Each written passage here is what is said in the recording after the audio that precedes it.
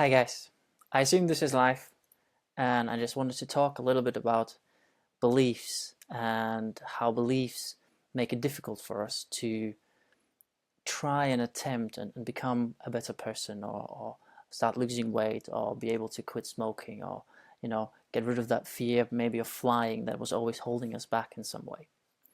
The reason I decided to do this live stream today was I got a comment from a friend about my live stream yesterday or 2 days ago, and she mentioned that when I wrote down beliefs become real, so what you believe becomes real, her response was, well, I believe to win the lottery, but it hasn't happened yet. So what is that one all about? And I kind of like that idea, because when I look back on the video, I look back on the stream and what I was talking about, I've noticed that there are two sides to that statement. So of course there's one aspect of saying all the possibilities, all the good things in the future, you just need to believe it and it will happen. And I didn't want to go down that road. I know that it exists. I know there's a lot of things out there that actually say that this happens, and there's proof that people have achieved certain things like that. But I was mainly focusing on something else. The story about the flies was showing how certain things, certain circumstances limit ourselves, limit our ability to do certain things, limit our freedom in some way. And the problem was, so the flies perceived a limitation that was physically existing. And then they formed a belief that there's a physical limitation of their environment. The problem only happened when the environment changed. So the limitation didn't exist in the same way anymore. There was a possibility to break out, but the flies lived that belief of the limitation and didn't bother trying to be different. And when I started to think about how can I help people to change, how can I help people to improve their abilities to have the willpowers and determinations and motivations to stop smoking or lose weight or get rid of fear and things like that, I found it very, very difficult to get volunteers. So I decided to create the Iceland weight loss success system, which was designed for people to be able to lose weight in a healthy way, and in a way that maintains the whole weight loss. And I was looking for volunteers who would be willing to trial it with me. And I was really shocked, to be fair to say, how difficult it was to find people who would be just saying, okay, let's do it. Until I've realized the power of beliefs and the potential risk that these beliefs create for ourselves. What I didn't realize was when a person would agree to do these sessions with me as a volunteer, I wasn't charging anything, so there was no risk of losing any money. So I thought that person has nothing to lose. The worst thing that can happen, it doesn't work. I'll prove to myself that I still don't have the capability of helping people.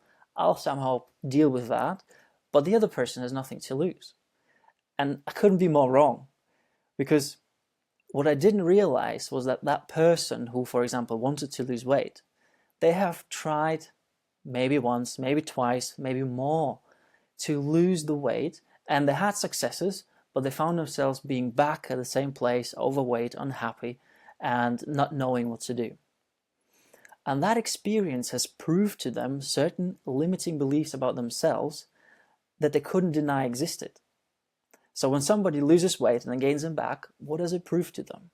Well, it shows them that they're maybe capable of losing the weight, but they're incapable of keeping that weight off. So in a way, the attempt of being slimmer has created an experience that proved to them that they're not good enough, that they have failed, that they're incapable of achieving that for themselves. And so when I was asking them to be different, to try and explore whether this different method can help them, I was putting them at risk. See, every time you attempt to become different, you risk the experience of failing at it. And typically these people have tried so many times, they have experienced failing so many times, that it was hurting them to such an extent that they rather not even try anymore, because they run the risk of failing. They run the risk of proving to themselves that they're incapable of doing it, that they don't have the strength, or they don't have the intelligence, or they don't have whatever to achieve what they actually want out of life.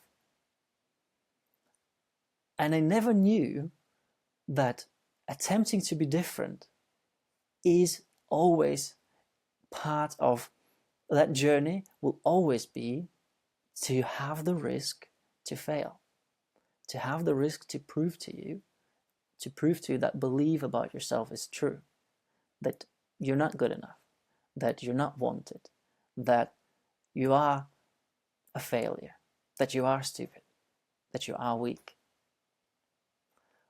Every time we attempt to become different, we are risking to prove to ourselves that we are weak.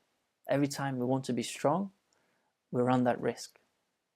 And it's important to realize that. It's important to understand that these beliefs exist in us already, and all we fear is to experience yet another proof of their existence. But the beauty of it is, and I will go through this through other live videos with you guys, I would like to share with you how beliefs are structured, how we create them, which also allows us to actually release the pain of these beliefs. See, the problem is not to be afraid to fail at something. The problem is not to feel upset if you're doing something that makes you look stupid. The problem is that these things cause you actual physical, emotional pain. And when you do feel that pain, and when that pain prevents you from trying to be better, trying to be at your best self, this is where you limit yourself. This is where you become like the flies in a jar, where potentially you would have outgrown your own limitation.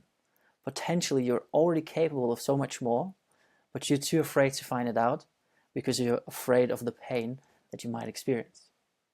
And I just wanted to put it out there, and I appreciate everybody for sharing and liking the other video, and I also appreciate Sandra for actually being courageous enough to publicly admit, yes, I do have a limiting belief.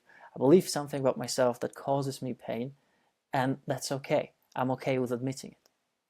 So I hope you kind of like this thought, like this idea that becoming different always has a risk, and you need to make sure that you know how to heal yourself from that limiting belief in order to be able to fully get where you want to be.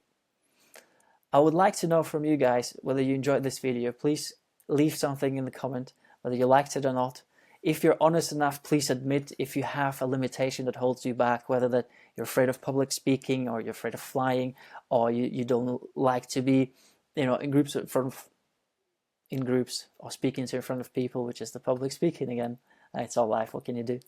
And please share with me how you've experienced that video, whether that made you think about certain aspects of who you are and where you actually limit yourself. And if you think that you are limiting yourself in certain areas of your life, please feel free and be courageous enough to share it with everybody. And I'll see you on the next Facebook Live video, I guess. So thank you very much for watching this, and have a great day. Bye-bye.